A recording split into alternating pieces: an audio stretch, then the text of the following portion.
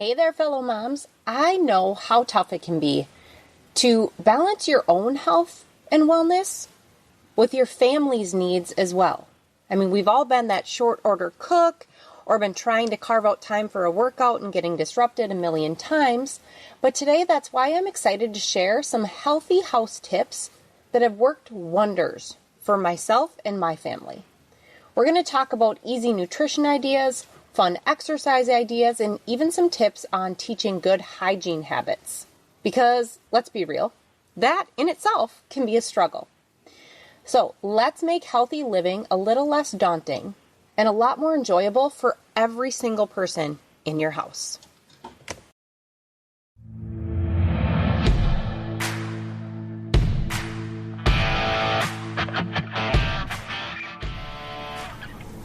Hi, I'm Jenna Dix, and I'm always rambling. Just ask my husband. I have a great family and a pretty cool life, but I'm a recovered alcoholic. That's hard to say, but my goal is to inspire and educate to help others hopefully find life beyond an addiction. I'm all things: sex, drugs, and rock and roll. Getting healthy, momming, and politics. Get offended easily? You better stop listening. There is no point in wasting that Botox by stressing yourself out listening to a podcast. Welcome to Ramblings of an Addict with Jenna Dix.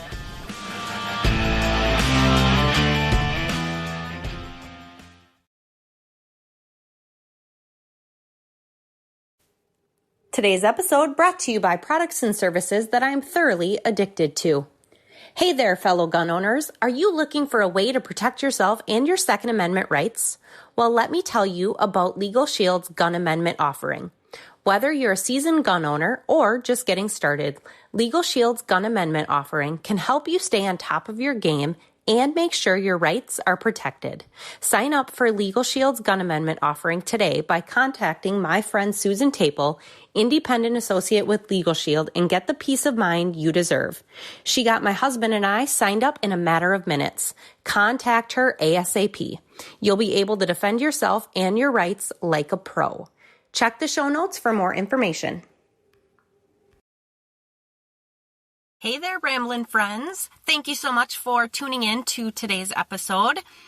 Very excited to share these tips with you because as a health and wellness coach, one of the top things that I hear from a lot of females that are moms is I cannot stay on track with my health goals because of my family. Whether it's, they don't have time for exercise or the nutrition piece is really difficult because of the family. I always, even before I had kids, I always thought to myself, well, wouldn't the tips that you're trying to implement be not only good for you, but for your family? But I also do understand, as a mom now myself, that it's not always that easy, right? Before I was a mom, I saw very, 1 + 1 = 2 type of thinking with that.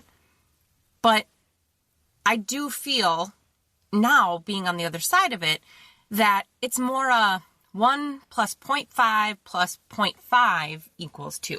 So there's a little more complication, but let me tell you, it is possible. And today I'm going to share with you some really tangible tips that you can incorporate to help yourself stay on track with your health goals, but also help your family be raised a little bit more healthy, because in today's times, that is really freaking important. If you're a mom that has looked at stats for health of children and the next generation coming up, they can be pretty scary to look at. And it's important as a mom to make sure that we are not setting our kids up for health issues. We want to make sure we're doing everything in our power to help them and empower them. Because I think we've all heard that person in our lives. And, if you're being honest with yourself, it might even be you, that you have some, trauma or, mental beliefs, self-beliefs that have been instilled in you from a really young age about health and wellness, and they've kind of fucked you up a little bit. And we want to make sure that we're not doing that to our kids either. So I'm excited to share today's topic. Do me a favor. If you have a fellow mom friend that you've talked about this topic right now, you don't have to leave the podcast app, right? Hit share episode and send it to her. Be like, dude, let's learn about this together. Because a lot of times it is easier to do stuff with somebody else in your corner. Do it together. Be each other's accountability buddies. So right now, like I said, don't even leave the app. Just send this podcast to that friend and work on it together. All right. As we dive in here, so my thought process with this is I want to give you more general tips that you can incorporate across the house that are going to help with health and wellness as a whole. Because a lot of times when people think health and wellness, yes, we think nutrition and we think exercise. So I do promise I will give some bonus tips about those two specific categories at the end. But one thing I preach and one thing I do in my personal coaching practice is wellness is ensuring that you are a well-rounded person, getting all areas of life taken care of, more balanced, and your family is no different. Helping their health and wellness is not just, hey, Susie, have you exercised? Hey, little Johnny, have you ate healthy today? It goes far beyond that. So I want to dive into more general tips first, and then dive into those bonus ones at the end to kind of, be the pretty bow on the top of the package, I guess.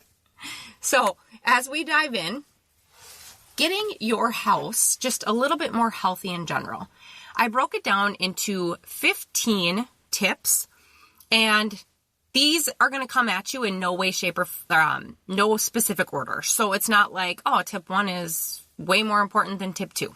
I just threw them down as they popped into my brain. So it's not like you have to do one over the other or anything of that sort. Some of these you might already be doing, which kudos, give yourself a pat on the back. And then some you might be like, holy crap, 14 of those 15 I've never touched. Don't try to overwhelm yourself and do all 14 right away. That's just a recipe for, an even crazier mom. It's about implementing one step at a time. But grab yourself a pen, paper, open up your notes app on your phone, however you're going to do this. But my tips for you today. So the first one is ensuring the family is getting as much healthy sleep as they can in accordance to, thinking back to an episode I did a while back, right? We're shooting for, as adults, 7 to 8 hours.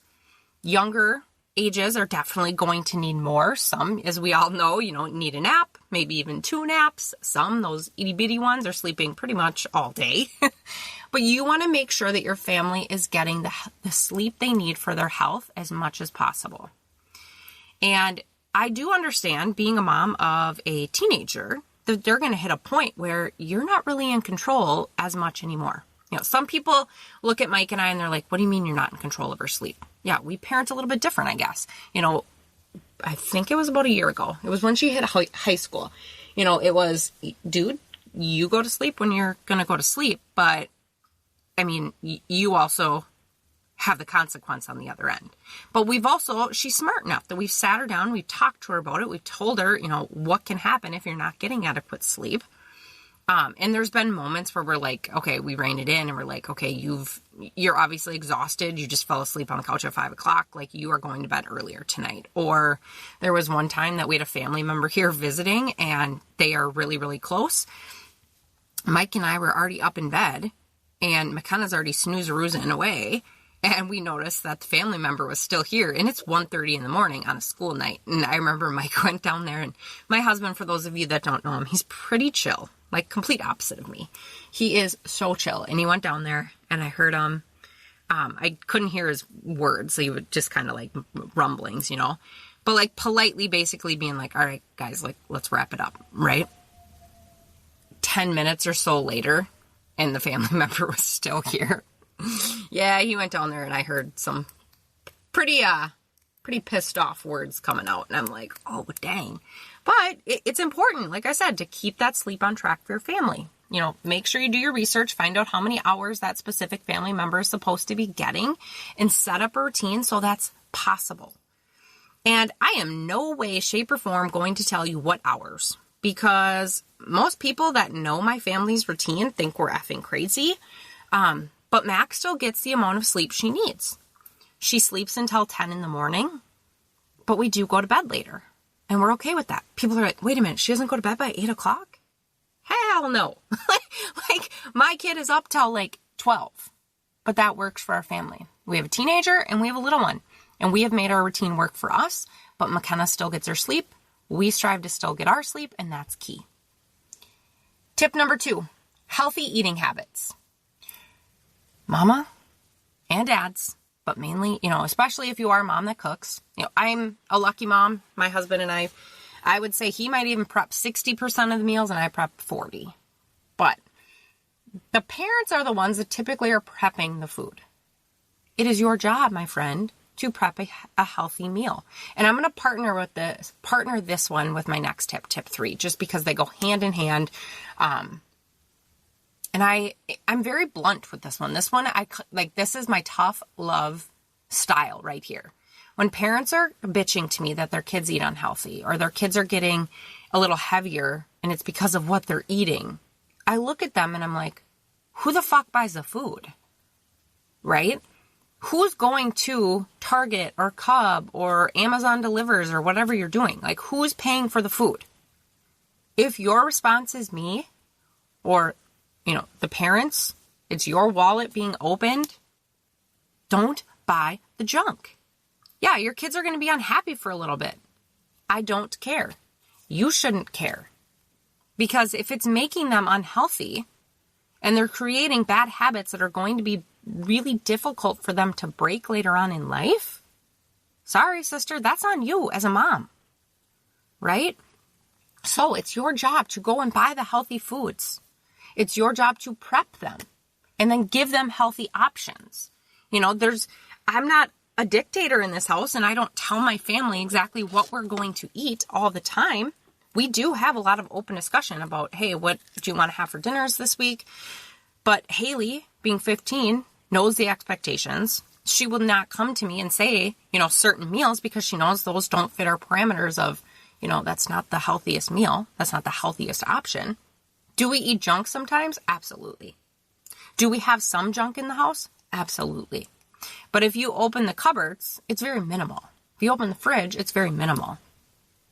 There's been times that Haley complains. Absolutely. Like she wishes, I wish we had Pop-Tarts or I wish we had this, that, the other. And you just look at her and I know. Is it harming them? Is it hurting them? No. Does it annoy them sometimes? Yeah. But in the end, they're better off because of that. So that one, like I said, so tip 2, 3, definitely more the tough love. But end of the day, you need to grow up. You need to tell yourself, yeah, my kids, my family might be a little pissed off, but they'll get used to it. They will adjust. And you're setting yourself up for a little bit more success as well. Because I can tell you, when I was in my first marriage, my ex-husband ate like a 4-year-old. And, when I had the Oreos and the Cinnamon Toast Crunch and the gummies and all that junk around, it was a lot more difficult to stay on track. If it's not there, it's a lot easier. Backtracking just for a second. When I was talking about, healthy options, I do hear a lot of parents, well, I give the option, I know my kid won't eat it. There's some people out there that are like, absolutely not. You do not be a short order cook. Are there days where short order cooks? Yes, sometimes. For McKenna, sometimes we know she's not going to eat a certain thing. She will not touch it. The rest of the family will. It's healthy. We'll stick to that. Like for example, she doesn't eat a ton of meat. But that's also very common for her age. So we do offer her another option that's healthier.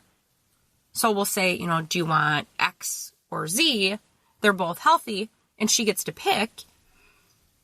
But we still, in the corner of her plate, put a little bit of our dinner. So she's offered it. She can try it, right?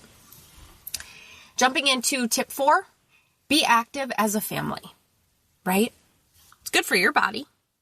And it's good for theirs too. Go on walks. In the summer, we do this almost every day as a family. Go biking. I don't really love bike riding. It's definitely, just not the most comfortable for my body. And I think a lot of females out there could agree. Even, yes, with the grandma seats, I still don't like it. Okay. But my family does. So Mike and Haley, that was something they actually used to do consistently even before him and I got together. So I always thought that was so cool. And I'm looking forward to him doing that with Mac when she can start to ride a bike as well. Go swimming, play sports together, go out there and, like Mike, he is classic for this. He'll go over and play basketball with Haley, or he'll grab, the gloves and the bat, and they'll go around and just hit a couple rounds and just play over there. Make up games, be creative. Me and Mac, we play some heavy duty red light, green light lately. Still not quite sure what purple light and blue light mean, but she loves to yell that at me and then yell at me that I've done the wrong thing. But nonetheless, we're both moving and she's having a blast, and she doesn't even know I'm mom focusing on, are you getting enough movement? And honestly, right now with her age and her personality, it's more, is she exerting enough energy? It's not even, are you exercising? It's, dude, is this kid burning enough energy right now? The next one, limiting screen time. For so many reasons. For so many reasons. We have seen, I think, the detriments of screen time. We're starting to see it even more so. Mental health, physical health, and the screens, yes, they are great for so many things. I couldn't do my job without my screens. But at the same time, screen time is messing up life for everybody. Moms, dads, kids alike. I honestly do think this is on my list of topics that I want to dive into further, both for parents and for kids in the future. But just make sure you're coming up with some kind of ideas regarding screen time moving forward. Tip number 6, practice like a breathing technique or relaxation techniques, especially for your younger kids. It's our job as parents to teach them self-regulation. I'm the first to admit I am not the greatest at this. I still, as an adult, am working on this, but I can also look back, love my parents, but they're not good at this. And that's why I freaking suck at this. I never had a solid, good example. I'm really working on teaching my kids a good, solid example. And it can be as simple as, I tell Mac, smell the candle, blow out the birthday candles. So that she's like breathing in, breathing out, breathing in, breathing out. And it's just a way to kind of catch her off guard and to teach her how to calm down. So find those activities, find those techniques that you can incorporate to teach your family how to better self-regulate and how to relax themselves, their mind and their body. Because as we all know now as adults, sometimes you just need a good breath.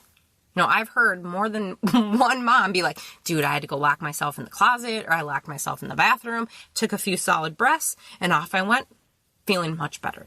Yeah, our kids need to know that they can do that too. My next tip is tip number 7. So good hygiene.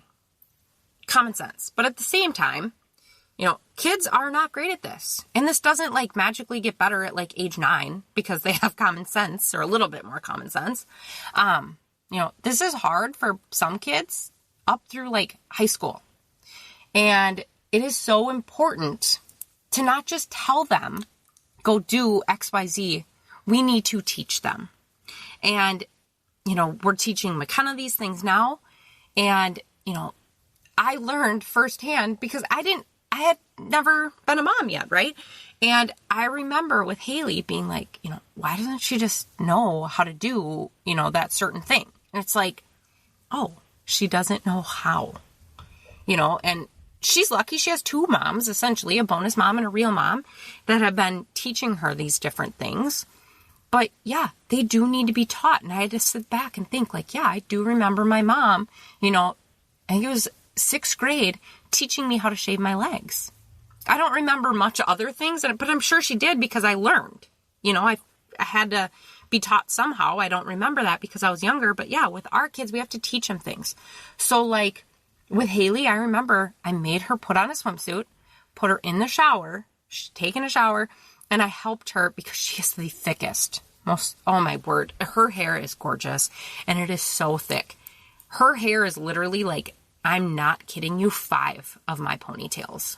It's so thick. And I had to teach her how to wash it appropriately.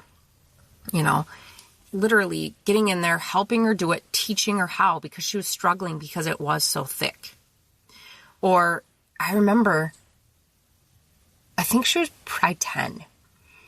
And we'd be like, Haley, did you brush your hair today? Yeah. Like I said, it's really thick. And I remember sitting at a basketball game one day and looking at her ponytail and being like, it literally looks like a fox tail or like a wild animal tail. And it clicked in my brain. She's brushing the top layer. So then when all the underside of it was still tangled and ratty, and so we sat her down and we said, okay, you're brushing your hair every day, you say. Yeah. So, okay. Because honestly, it was like the argument in our heads of, we can't call her a liar, but it's very clear she's not brushing her hair. And when it clicked in my brain, she's brushing the top. She's not lying. She was brushing her hair. Okay. Haley, hey, when you're brushing your hair, are you like sectioning it off? Are you lifting pieces to get like underneath? No, I just brush it and go. I'm like, there we go. Okay. So we sat her down and I taught her how to like layer it and brush the layers until it's all complete. And she wanted to do it like, because by the time I figured this out, we had quite the disaster, little rat's nest going on. And we're like, okay, well, you know, what are you going to do? You know, or do you want to do this yourself? I think is essentially what we asked her. And she, yeah, okay. And it took her over an hour and a half. She was watching TV when she did it too, but it took her over an hour and a half. But when she was done, she felt so accomplished. She felt better about herself. But yes, we do have to teach our kids those general hygiene things. And sorry, for females, yeah, there are a few extras that we have to teach them. But we have to break it down and teach those basics. The next tip I have for you is getting time outside, right? Obviously for us up here in Minnesota, in those colder areas, it's a little more difficult. You know, if it's negative 40, I'm not sending my kids outside, period, plain and simple. Truth be told, we are looking at getting like a sunlight next year, one that gives you that vitamin D boost and that, you know, the happy light as they're calling it. But get that outside time as much as possible. And for me, I admit, this sucks. Like, I hate going outside in the winter, but like, it is important to get out there so they get that fresh air, they get that vitamin D, and it's good for all ages. It's good for us as adults as well.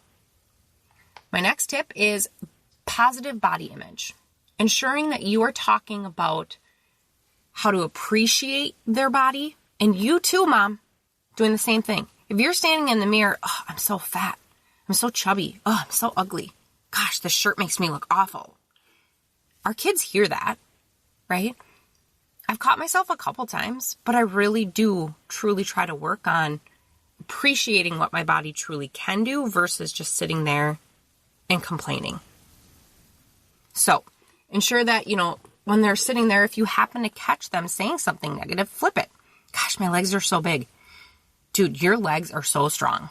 You know, people couldn't do a jump shot like you because they don't have the strength in their legs like you do.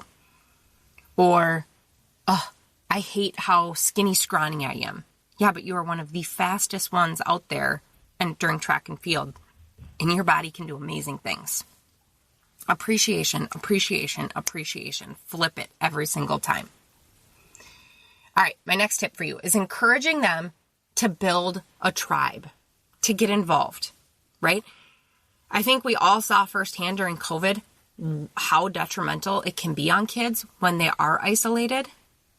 It is really important to get them in a community. Get them to sign up for clubs. Get them to, you know, if you can't find anything, like you start building a tribe and they're coming with, right?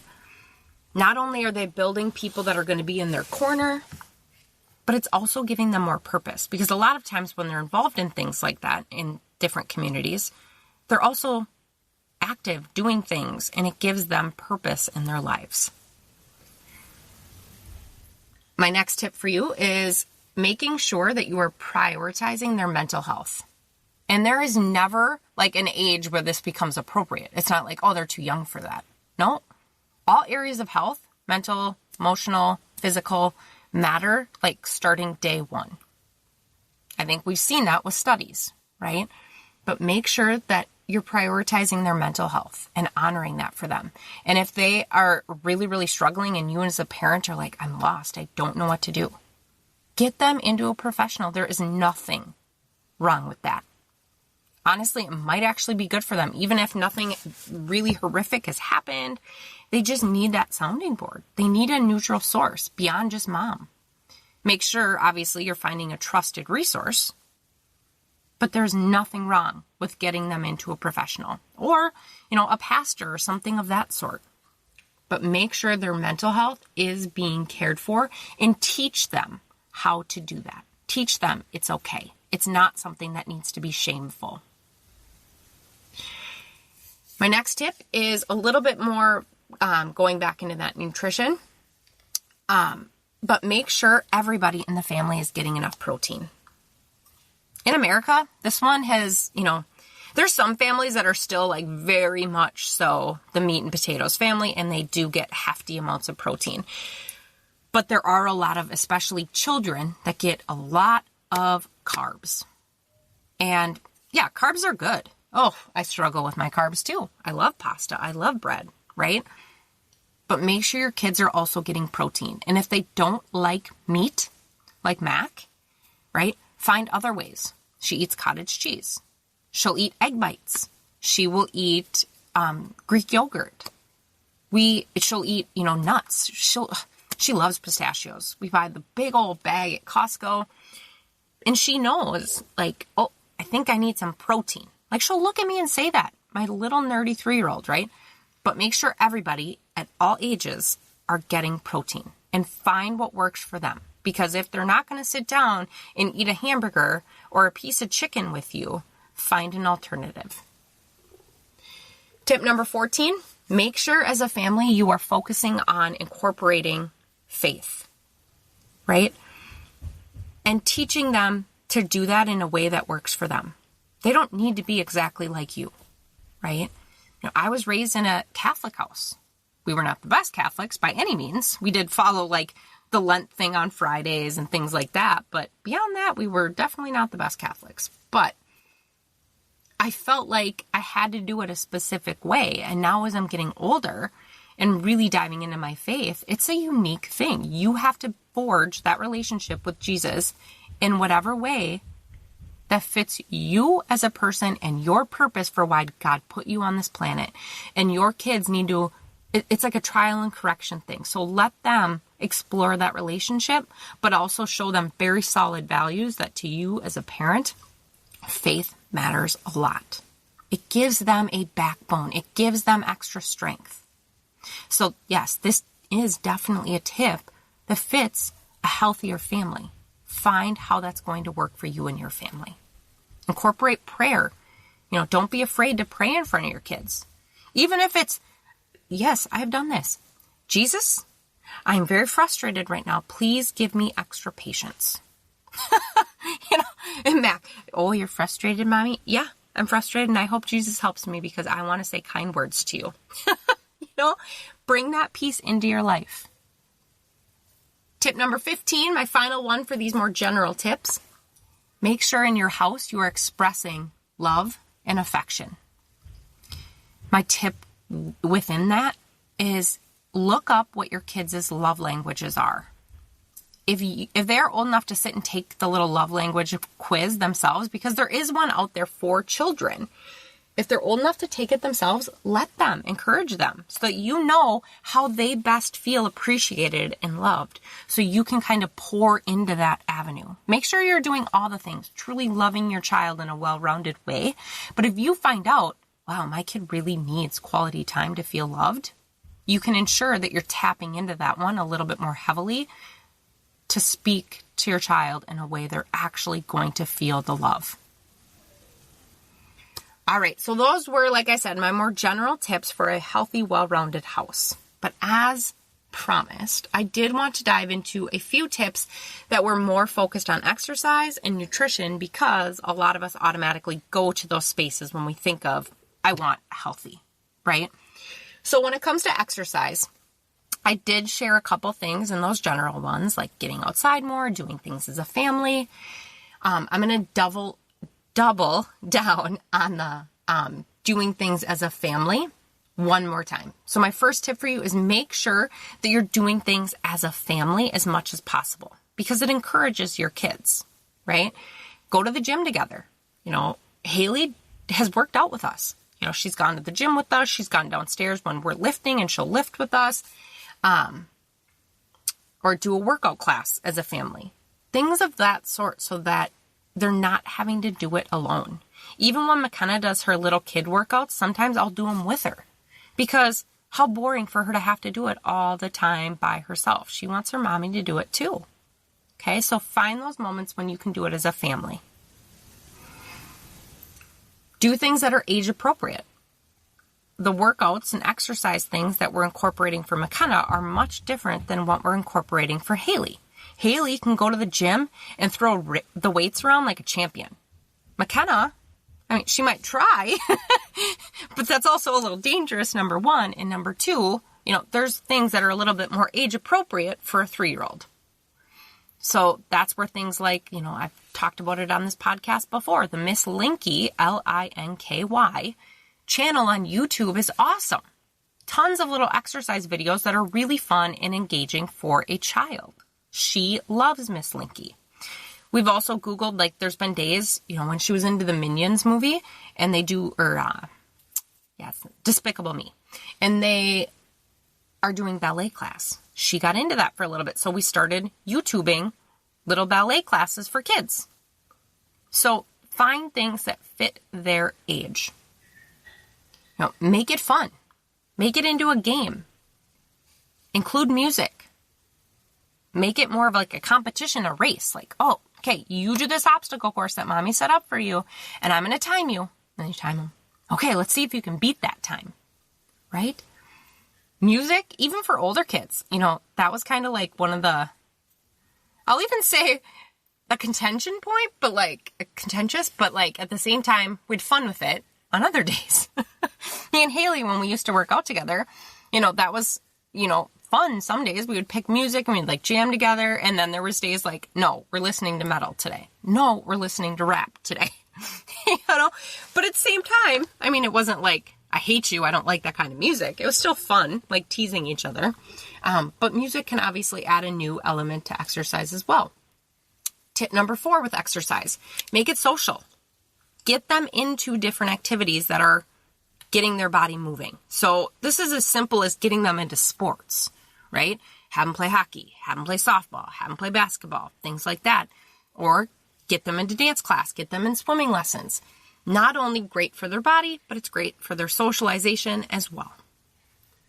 And then my last tip for exercise, you want your kids to exercise, you want them to get movement in, you want them to know that that's an important thing to incorporate into life. Look in the mirror. Because if you're not setting a good example and being a good, solid role model, you're failing them in that regard. You need to set that positive example so that they know, hey, my mom's just not bossing me around. This is something important because she prioritizes it for herself as well. Bumping into nutrition here for a minute. So with nutrition, my personal perspective is we try to be as factual about it as possible. So they just know the whys, they know what the things are. It's not like we hide the nutrition facts from our kids. And not like the nutrition facts label, but we talk about nutrition in kind of like a sciencey, nerdy way, but at their age level. So Mac knows the word protein. Mac knows the word carb. Mac knows the word treat. None of them are bad language for her to know by any means. But it gives her a basis to start making some nutrition choices at a 3-year-old appropriate level. Haley, same deal. That's how we started.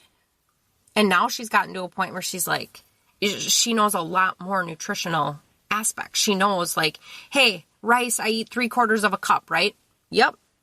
She knows her serving sizes. She knows what she's supposed to be doing. Things like that. Don't make it this hairy, scary thing. Just be black and white about it so they know. The second one I have, and this might be a mental mind thing that you need to shift first or work on or start teaching yourself while you're teaching them too. Food is not good or bad. Okay? Food is not, nope, I can't have that. That's unhealthy. Oh, that's healthy. I can eat all that, right? It's, hey, this is food and I can eat XYZ amount of it, right? Like Mac knows she can eat pretty much any fruit and vegetable as much as she wants. I mean, some fruits we cut her off on just because it can kind of wreck your digestion. But we don't really label things like, no, you can't have that at all. She knows she can't sit down and eat treats all day, but she still asks once in a while, Mommy, can I have a treat? Yeah, you can have a special treat. Okay. So it's just about teaching them nothing's bad. It's just some things we can eat more of, some things we only have occasionally. Sometimes we eat that thing just once a day, things of that sort, so that they don't start to label in their little brains good and bad. Because the bad things are typically what people start to just crave then. The third one, making sure you're allowing treats and snacks, right? That kind of goes with the good versus the bad. But at the same time, if you're banning things all out, like, no, we don't eat ice cream, or no, we can't have cake, that makes mommy fat. No, we can't do that because that's unhealthy. Okay, your kid is going to start to crave that even more, and then it almost becomes like a forbidden thing. Tell them, yeah, we can have cookies, but you know what? We just had cookies last week. Maybe let's wait till next time we go grocery shopping and we'll get those cookies again. You know, like Haley and I literally just had this conversation 3 days ago because for St. Patrick's Day, I got McKenna Lucky Charms. And she's sitting there eating her bowl of Lucky Charms and she's like, oh, I just love cereal. I'm like, me too. She's like, I wish it all wasn't so bad for you. I was like, yeah, I get that. But I was like, maybe like once a month we should do like a cereal dinner. And she looks at me and she goes, I am so on board for that.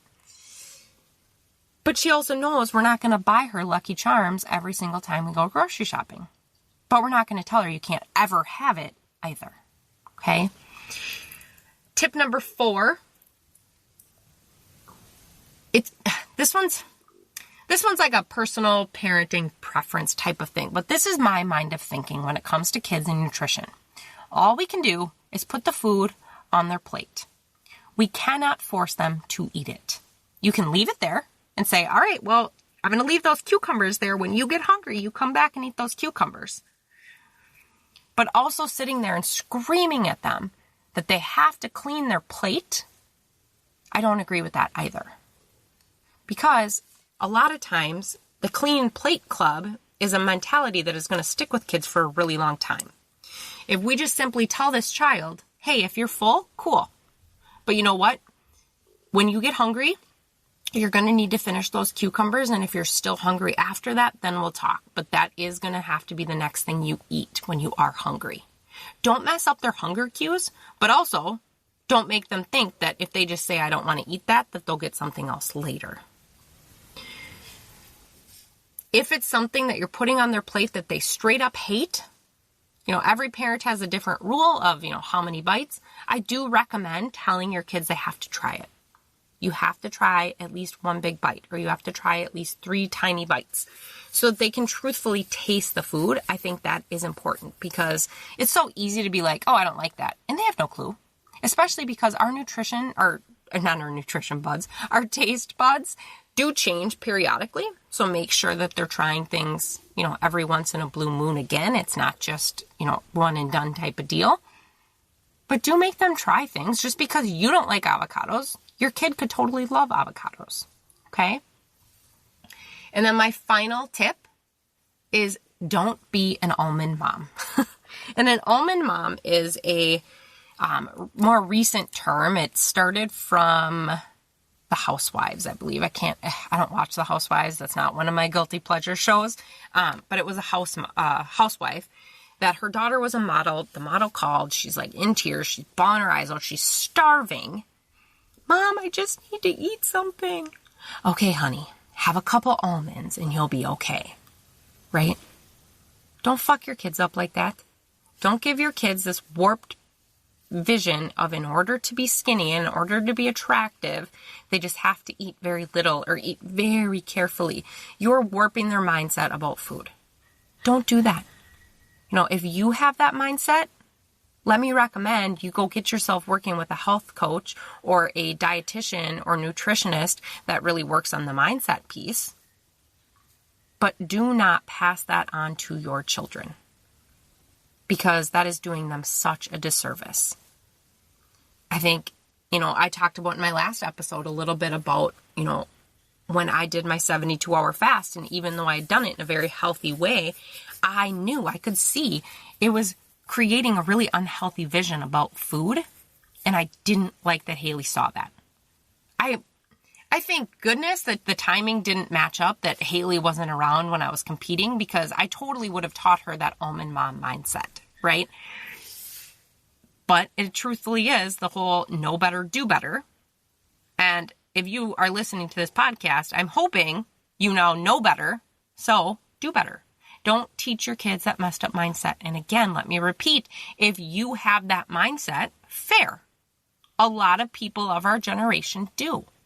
But if you have not already worked on it, please do. Bring a professional in so that you can start to get past that, so you don't pass that on to your littles. All right. So wrapping up those tips, as promised, like I said, I kicked it off with all those more general ones, but I wanted to sneak those little tidbits of exercise and nutrition in, because health and wellness, that's where our brains automatically go. The biggest thing, remember, creating a healthy home is about progress, not perfection. I don't do all these perfect. I have days where I completely fail on some of them. But every step that you are incorporating towards helping your family get healthier is a step in the right direction, not only for you as a mama, but for you or for your kids as well, okay? So keep showing, not only for you, but for your family, that you guys can get through this, even on some tough days.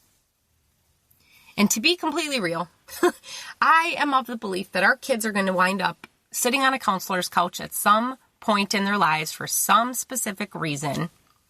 But now that we know a little bit better, right, about some healthy topics, let's ensure that they're not sitting there complaining about things like this because we didn't incorporate the tips that we heard.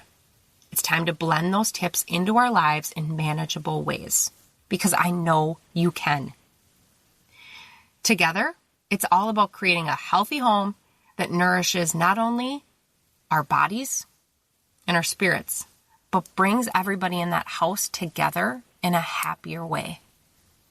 I want to thank you so much for listening. Make sure, if you have yet to, pop into that podcast app, share this episode with another girlfriend, another mom, because if these tips, even if one was helpful for you, I guarantee you another tip, or maybe even that same one, is going to be helpful for her. Thank you again, and I will catch you in the next episode.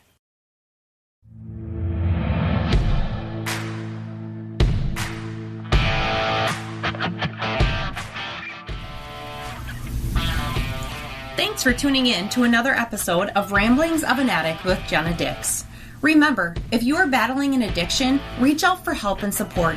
There are many resources available to assist in your journey towards recovery. Surround yourself with a supportive community and never give up on the path towards a healthier and happier life. I appreciate you taking the time to listen and joining me on this journey. As you heard, I'm always rambling. But seriously, thank you for your support, and make sure to subscribe and follow my channel. I can't wait to share more with you on the next episode. Until then, keep on rambling.